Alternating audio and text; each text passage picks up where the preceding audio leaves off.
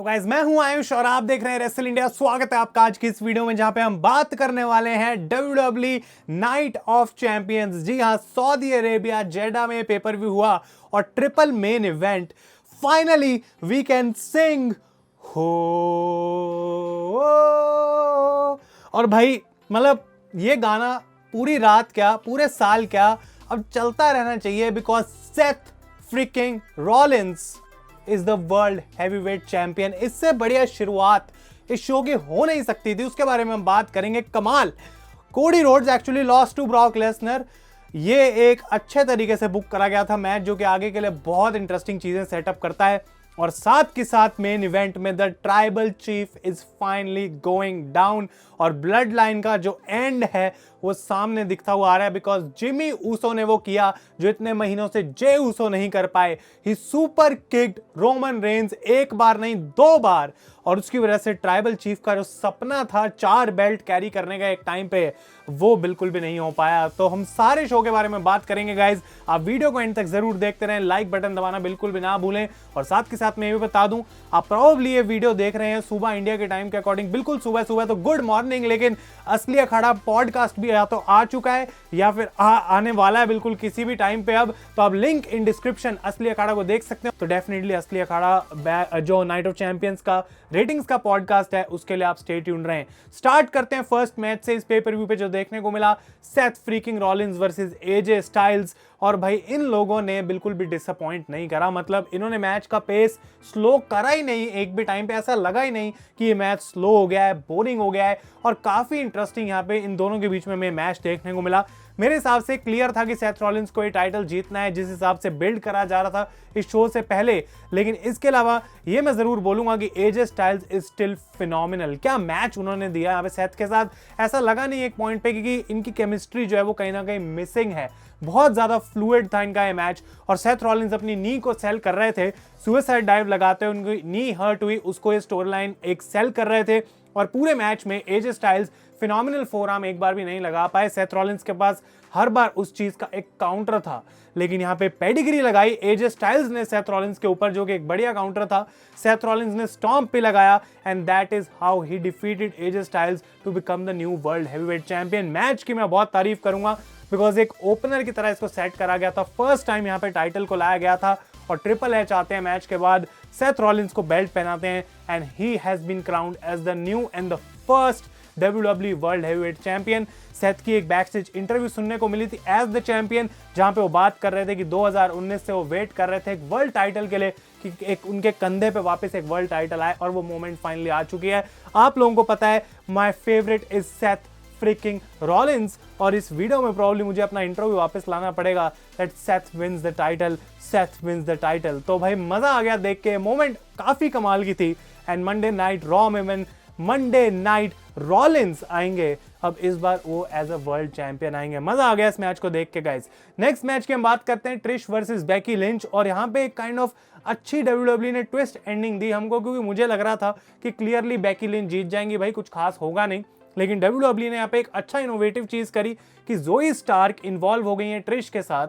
वो बेकी को मारती हैं और बेकी की एक्चुअली नाक टूट गई। I think she got injured, Busted open, और ट्रिश को इस चीज का फायदा मिला। उन्होंने स्टैटिस्फैक्शन लगाया और इस मैच को जीत लिया। ओवरऑल अगर मैं मैच की बात करूं तो ये नहीं बोलूंगा कि बहुत ही ज्यादा अच्छा मैच था, बहुत एवरेज मैच चल रहा था। लेकिन जोई स्टार्क को डेफिनेटली एक अच्छे तरीके से बिल्ड करा जाएगा, ऐसा लग रहा है उनके लिए बड़े प्लान्स हैं। और ट्रिश के साथ अगर उनको सेट कर दिया गया है यहाँ पे, तो उन पे काफी आंखें और पड़ेंगी और वो चीज ईजी हो जाएगी WWE के लिए। पर ये ट्रिश और बेकी की जो कहानी है वो दूर दूर तक अभी खत्म नहीं हुई। मुझे लगता है कि लीटा की इन्वॉल्वमेंट कहीं ना कहीं डेफिनेटली होगी स्टोरी में, तो उस चीज के लिए हमें वेट करना पड़ेगा। बट आई थिंक यहाँ पे WWE ने आज एक बेसिक से हटके कुछ अलग किया, वो चीज मुझे अच्छी लगी। इसके बाद गुंथर का मैच होता है मुस्तफा अली के साथ, which was for the intercontinental championship. और यहाँ पे ऐसे एकदम क्लियर नहीं था कि मुस्तफा अली हार जाएंगे, जबकि उनको पता था वो होने वाला है। तो यहाँ पे अली एक पावर बॉम्ब लगाते हैं, सिट आउट पावर बॉम्ब, एक 450 स्प्लैश, जो कि एक क्लोजेस्ट मोमेंट थी उनके लिए इस मैच में। बट ऑब्वियसली गुंथर यहाँ पे किक आउट कर देते हैं। एंडिंग बहुत कमाल की थी, जहां पे गुंथर एक ड्रॉप किक लगाते हैं, फ्लाइंग ड्रॉप किक, और उसके बाद अपना पावर बॉम्ब और हरा देते हैं मुस्तफा अली को। ये एक मोमेंट थी, मुस्तफा अली को शाइन होने का मौका मिला। But Gunther is unstoppable. जो ये टैलेंट मेन रोस्टर पे इस समय WWE के लिए काम कर रहा है भाई, इसको अभी टाइटल हरवाना एक बहुत बड़ी बेवकूफ़ी होगी मेरे हिसाब से, and that is why Gunther is going nowhere as the intercontinental champion, one of the best modern champions. अगर मैं बोलूं इतने कम टाइम में इतना ऊपर ये बंदा पहुंच गया है, वो अपने आप में एक बहुत बड़ी बात है। नेक्स्ट मैच की बात करते हैं, और फाइनली भाई मेरा जिंक्स काम कर गया। समर स्लैम से लेके आज तक मैंने बोला था कि बियांका हर मैच जो भी उनका हुआ है कि वो हारेंगी, उनको हारना चाहिए, लेकिन आज मैंने बोला था अपनी प्रेडिक्शंस में इस पेपर व्यू के लिए कि बियांका जीतेंगी इस मैच को, और फाइनली बियांका इस मैच को हार गई है। तो जो मेरा ट्रिक थी इसको जिंक्स करने के लिए वो काम आ चुकी है भाई, और Asuka is the new Raw women's champion. एक अच्छा मैच इन दोनों के बीच में देखने को मिला, लेकिन बहुत स्लो था, बहुत ऐसा लग रहा था धीरे धीरे चल रहा है, और क्राउड काफी इंटरेस्टेड नहीं लग रहा था इसके अंदर। तो आस्का यहाँ पे पहली बार अपनी मिस्ट फेंकने की कोशिश करती हैं, वो मिस करती हैं, लेकिन उसके बाद वो अपनी मिस्ट अपने ही हाथों में लेके बियांका की आंखों में डाल देती हैं जब बियांका KOD के लिए ट्राई करती हैं। तो Bianca lost and Aska is the new champion. अब मुझे नहीं पता कि कितनी ये बड़ी बात है, क्या ये मस्त है कि आस्का जीत गई, क्योंकि उन्होंने भी कोई इतना कुछ खास तो करा नहीं, पर बियांका का हारना बहुत जरूरी था भाई, बिकॉज बियांका इतने टाइम से चैंपियन थी, कुछ नहीं बदल रहा था रॉ वुमेन्स चैंपियनशिप की पिक्चर में, और फाइनली वो चेंज आज हमको देखने को मिला है। तो मेरी नज़र लग गई बियांका को, और ये नज़र मुझे बहुत पहले लगा देनी चाहिए थी, बट फाइनली एटलीस्ट काम तो करी। इसके बाद the worst and the weakest part of the show, Rhea Ripley versus Natalya. मैंने ट्वीट भी करी कि नटालिया के जो फैंस हैं वो बस इस बात से प्राउड होंगे कि कितनी दूर नटालिया फ्लाइट पकड़ के सऊदी अरेबिया गई हैं, क्योंकि उनकी एक लौती अचीवमेंट है इस पूरे वीकेंड की। आई थिंक 2-3 मिनट में यहाँ पे नटालिया ने हरा दिया रिया रिप्ली को, और डोमिनिक का ज़्यादा बड़ा रोल था यहाँ पे नटालिया से, क्योंकि एटलीस्ट वो एंटरटेन तो कर रहे थे। तो रिया रिप्ली स्टिल और स्मैकडाउन वुमेन्स चैंपियन, कुछ भी यहाँ पे गाइस खास हुआ नहीं। इसके बाद Brock Lesnar versus Cody Rhodes, जो कि एक सेमी मेन इवेंट था, सेकंड लास्ट मैच था इस शो का, और यहाँ पे बिल्कुल बढ़िया तरीके से इसको बुक करा गया। स्टोरी लाइन की अगर हम बात करें, कोडी रोड्स का लेफ्ट हैंड यानी कि लेफ्ट आर्म जो उनकी है, जो ब्रोकन बोली गई थी नाइट ऑफ चैंपियंस से पहले, उस पर एक टाइटेनियम का कास्ट लगा हुआ है, यानी कि प्लास्टर चढ़ा हुआ है, और वो Cody kind of as a weapon use करने की कोशिश कर रहे थे ब्रॉक के अगेंस्ट इस मैच में, ताकि ब्रॉक को एटलीस्ट वो कुछ चोट तो पहुंचा पाए। तो काफी हद तक कोडी रोड्स के लिए वो ट्रिक काम करी, उन्होंने 2 क्रॉस रोड्स भी लगा दिए, कोडी कटर भी लगा दिया, सारी चीजें करने की कोशिश करी, लेकिन ब्रॉक इस पॉइंट पे हार नहीं रहे थे। लेकिन ब्रॉक जब उनको ऐसा लगा कि तीसरी यहाँ पे क्रॉस रोड्स पड़ने वाली है, वो किमोरा लॉक के अंदर उसको रिवर्स करते हैं, और कोडी को इतनी लंबी देर तक उन्होंने इस किमोरा के अंदर रखा कि कोडी को टैप करना चाहिए था, पर कोडी ने टैप करा नहीं। यहाँ पे बहुत टाइम तक वो रहे इस लॉक में, बट स्टिल उन्होंने एक रोप ब्रेक करी। ब्रॉक को भी यहाँ पे समझ नहीं आ रहा था कि क्या करना है, वो चीख रहे थे कोडी पे कि टैप टैप टैप, बट कोडी डिड नॉट टैप। और उसके बाद यहाँ पे तीसरी क्रॉस रोड्स लगाते हैं सक्सेसफुली कोडी रोड्स। तो इस पॉइंट पे डेफिनेटली मुझे लगा कि मैच हो गया खत्म भाई, और क्रॉस रोड्स पे ब्रॉक लेसनर ने किया फिर से किक आउट। पर एक पॉइंट तो ऐसा मिलना था ना भाई ब्रॉक को कि कहीं ना कहीं कोडी रोड्स पे भी वो F5 लगा सके। Brock Lesnar hits an F5 and then Cody Rhodes kicks out.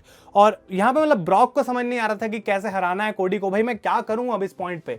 लेकिन एक अगर उनके पास कोई तरीका था तो वो किमोरा लॉक थी। एक बार फिर से उनको किमोरा में डाला, बट इस टाइम कोडी रोड्स पूरी कोशिश जरूर कर रहे थे, बट उनका बस नहीं चला, because the referee had to stop the match, और कोडी रोड्स पास आउट हो गए किमोरा लॉक पे। ब्रॉक लेसनर विंस, और कोडी कुछ कर नहीं सकते हैं, बिकॉज नाउ इट इज 1-1, और एक थर्ड मैच आता हुआ सामने से दिख रहा है इन दोनों के बीच में, जो कि एक फेयर बैटल होनी चाहिए कि कौन आखिर जीत सकता है दोनों में से।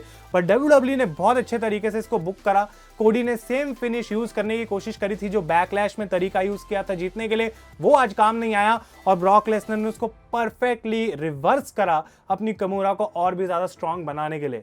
तो अच्छे तरीके से इस मैच को बुक करा गया। Brock Lesnar defeated Cody Rhodes at night of champions. और फाइनली बात करते हैं हमने मेन इवेंट की, जहां पे स्टोरी टेलिंग ऐसी चल रही है भाई इस पॉइंट पे कि मैं कोई मूवी देख रहा हूं बैठ के। इस टाइप का ये सिनेमा एंगल ब्लड लाइन के साथ आज एंजॉय करा इस मेन इवेंट में।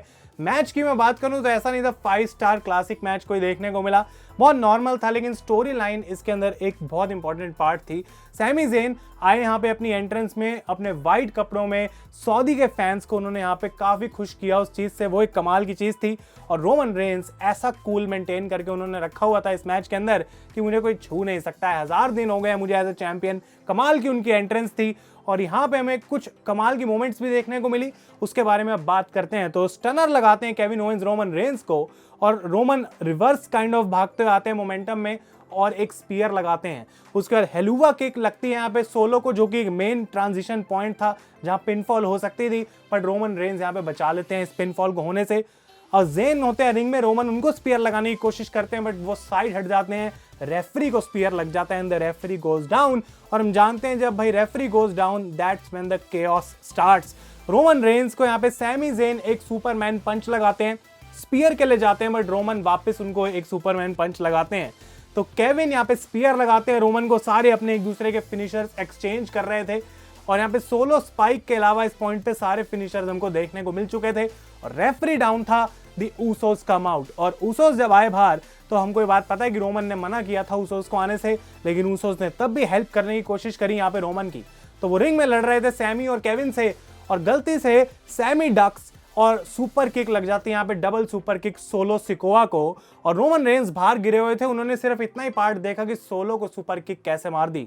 रेफरी नीचे है, रोमन कन्फ्रंट करते हैं ऊसोस को और भाई यहाँ पे वो शव करते हैं, पहले जिमी को शव करते हैं जे को, और जिमी एक सुपर किक लगाते हैं रोमन रेंज को, जो कि ऑसम मोमेंट थी यहाँ पे। और जे कहते हैं भाई तुमने जिमी ये क्या कर दिया, तुम इसकी कोई जरूरत नहीं थी। और जिमी कहते हैं जे को तुम सुनो भाई, ये हमारा भाई नहीं है, तुम मेरे भाई हो और जो चीज तुम्हें इतने महीने पहले कर देनी चाहिए थी ये मैंने करी। और ये बोल के एक और सुपर किक लगाते हैं वो रोमन रेंज पे और फिर जे को वहां से लेके भी चले जाते हैं। ये पूरी जो मोमेंट थी ऑब्वियसली प्ले करी in the hands of Sami Zayn and Kevin Owens, जो एक हेलुआ किक लगाते हैं और उसके बाद स्टनर भी उनको यहाँ पे पड़ता है and Solo Sikoa is pinned in the ring and Sami Zayn and Kevin Owens retain the undisputed tag team championships. साथ के साथ रोमन रेंज का 1000th day, may be the biggest the most important day जो हो सकता था इस rain को और भी ज्यादा बड़ा बनाने का, उस पर रोमन रेंज नहीं इस मैच को जीत पाए। किस वजह से? सैमी और केविन की वजह से नहीं, अपने खुद के भाइयों ऊसोस की वजह से। कमाल की एंडिंग यहाँ पे देखने को मिली और हम जानते हैं कि स्मैकडाउन में रोमन रेंज की सेलिब्रेशन होने वाली है और ऊसोस उसके अंदर इनवाइटेड हैं। तो क्या होने वाला है स्मैकडाउन में, तो भाई बिल्कुल डिजास्टर हो जाएगा। But still the champions are Kevin and Sami, जो कि सही डिसीजन यहाँ पे WWE का। ऊसोस कमाल की स्टोरी लाइन में यहाँ पे प्ले कर रहे हैं और अब क्या होगा वो बहुत चीजें इंटरेस्टिंग हो सकती हैं गाइस। तो ये था मेरा रिव्यू नाइट ऑफ चैंपियंस का। आप लोग अपने ओपिनियंस मुझे कमेंट्स में जरूर बताएं और बहुत सारा कंटेंट आने वाला है, जैसे कि मैं कह रहा हूँ पॉडकास्ट आएगा। प्रोबेबली आज आपको एक और वीडियो जरूर देखने को मिलेगी जहां पे हम बात करेंगे कि क्या WWE के प्लान्स हैं, किस डायरेक्शन में वो जा सकते हैं आफ्टर नाइट ऑफ चैंपियंस। तो स्टे ट्यून्ड गाइस, अगर ये वीडियो पसंद आए तो लाइक करें। Thank you so much for watching. मैं हूं आयुष और आप देख रहे हैं रेसल इंडिया।